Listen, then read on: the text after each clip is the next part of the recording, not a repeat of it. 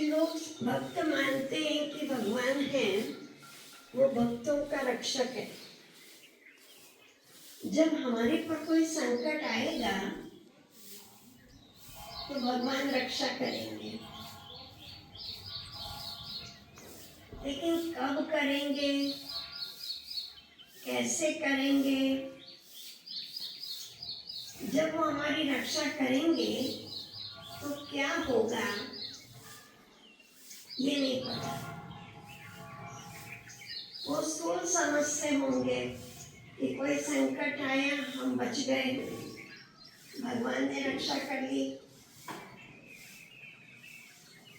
कोई नुकसान हो रहा था, भगवान ने बचा दिया। जिसको हम ड्रामा कहते हैं उसको ही वो रक्षा मानते हैं। लेकिन भगवान इतनी बड़ी रक्षा कर सकते हैं, पूरा परिवर्तन कर सकते हैं, हमको इतनी प्राप्ति करा सकते हैं,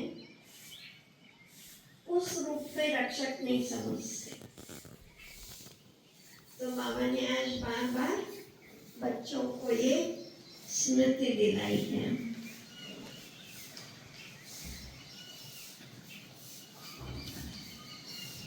आज है 4 जून 2026।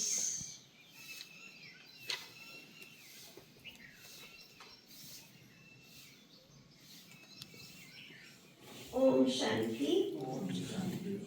एक बाप को यथार्थ रीति जानते हो, इसलिए तुम्हें ही सच्चे प्रीत बुद्धि व आस्तिक कहेंगे। हम प्रीत बुद्धि हैं इस, और वो लोग समझते नास्तिक माना, भगवान को नहीं मानते हैं, व्रत करते हैं, तीर्थ करते हैं, वो सब आस्तिक हैं। बाबा कहते तुम बच्चे एक बाप के साथ प्रीत बुद्धि बनते हो, इसलिए तुम आस्तिक हो। प्रश्न है, बाप के किस कर्तव्य से सिद्ध होता है कि वो भक्तों का रक्षक है? उत्तर है, देखो कितना बड़ा काम बाबा करते हैं। सब भक्तों को रावण की जेल से छुड़ाना,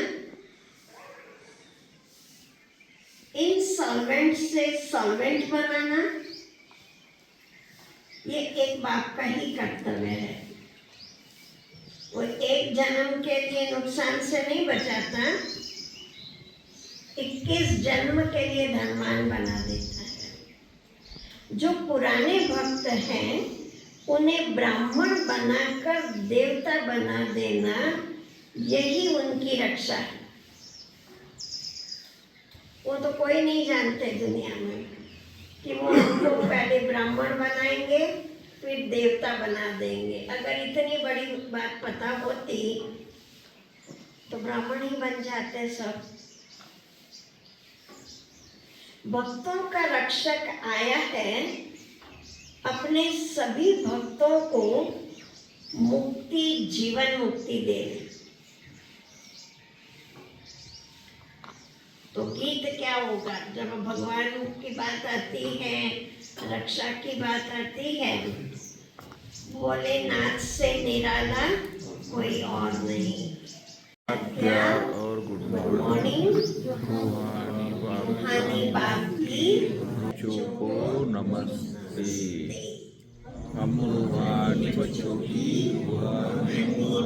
दादा को प्यार, गुड मॉर्निंग और नमस्ते बाबा, नमस्ते।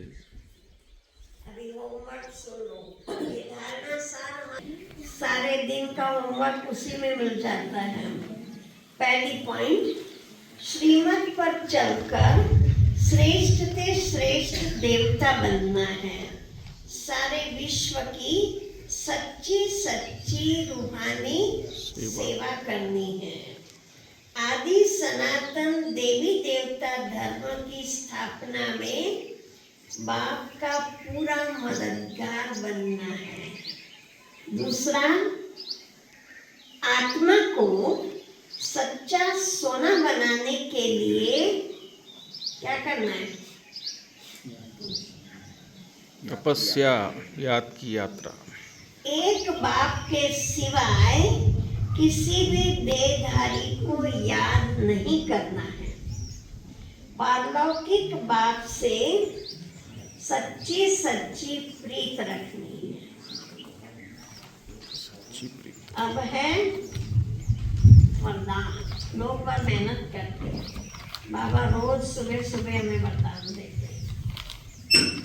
वरदान है, आत्मिक उन्नति के साधन द्वारा सर्व परिस्थितियों पर विजय प्राप्त करने वाले अकाल मूर्त भव। आत्मिक उन्नति के साधन द्वारा सर्व परिस्थितियों पर विजय प्राप्त करने वाले अकाल मूर्त भव।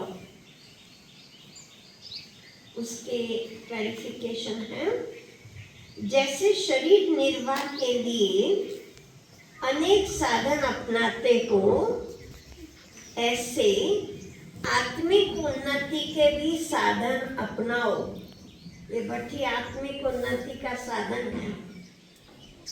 इसके लिए सदा अकाल मूर्त स्थिति में स्थित होने का अभ्यास करो। बाबा ने भट्ठी का टॉपिक भी दे दिया मनन चिंतन करने के लिए। जो स्वयं को अकाल मूर्त अर्थात आत्मा समझकर चलते हैं, वो अकाले मृत्यु से, अकाल से, सर्व समस्याओं से बच जाते हैं। मानसिक चिंताएं, मानसिक परिस्थितियों को हटाने के लिए सिर्फ और सिर्फ है। मानसिक चिंता, मानसिक परिस्थितियां, सब समस्याएं, अकाल मृत्यु, इन सब से बचने के लिए सिर्फ क्या है? सिर्फ अपने पुराने शरीर के भान को मिटाते जाओ। आज का स्लोगन है, कोई भी बात जो बार बार फील करता है, वो फाइनल में फेल हो जाता है। जो कोई भी बात जो बार बार फील करता है, वो फाइनल में फेल हो जाता है। ऐसे होता है ना स्कूलों में भी, एग्जाम में, quarterly exam, half yearly exam, जो बीच में कम मार्क्स लेगा वो लास्ट में फेल ही हो जाएगा। थोड़े से मम्मा के महावाक्य हैं, जून मास चल रहा है। सिद्धेश्वरी जी के अनमोल महावाक्य। मम्मा तो एक ही टॉपिक पर क्लास कराते थे, एक ही टॉपिक पर उसकी लहर चलती थी। वो टॉपिक है, मनुष्य साक्षात्कार में कैसे जाते हैं। ये जो साक्षात्कार में जाना होता है, तो इसकी फिलॉसफी भी बहुत मायने है। यह अंतवाहक शरीर से जाकर घूम कर आते हैं। संदेशिया अंतवाहक शरीर से घूम कर आते हैं। जैसे कोई बाहर घूमने जाता है ना, तो ऐसे नहीं घूमने गया तो मरा, ऐसा तो नहीं है। कोई कहते होंगे ना कि संदेशी वतन में जाती है, आत्मा वतन में गई तो फिर वो शरीर खत्म हो जाना चाहिए। तो मम्मा ने इसका एग्जाम्पल देकर बताया है कि जैसे कोई बाहर घूमने जाता है ना, तो ऐसे नहीं घूमने गया तो मरा, वो घूम कर फिर वापस लौट कर आएगा ना। तो ये भी आत्मा इस बॉडी से निकल अंतवाहक शरीर से सैर करने जाती है। थोड़े समय के लिए इनकी आत्मा उड़ता पंछी है, ये भी परमात्मा का काम है जो उनकी रस्सी को खींच दिव्य दृष्टि से उनको साक्षात्कार कराता है।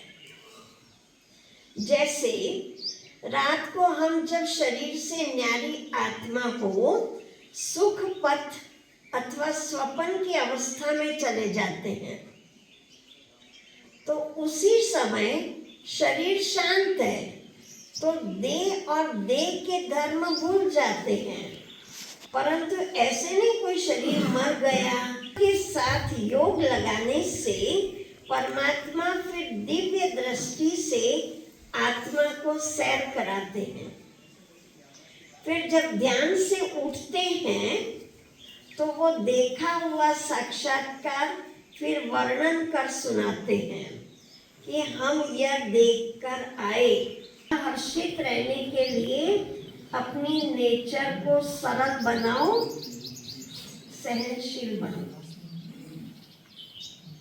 सदा हर्षित रहने वालों का यादगार विष्णु के रूप में बताया है। विष्णु क्षीर सागर में आराम से लेटा हुआ ज्ञान का सिमरण कर हर्षित हो रहा है। तो हर्षित रहने का साधन है ज्ञान का सिमरण। जो ज्ञान का सिमरण करते हैं वो उतना ही हर्षित रहते हैं।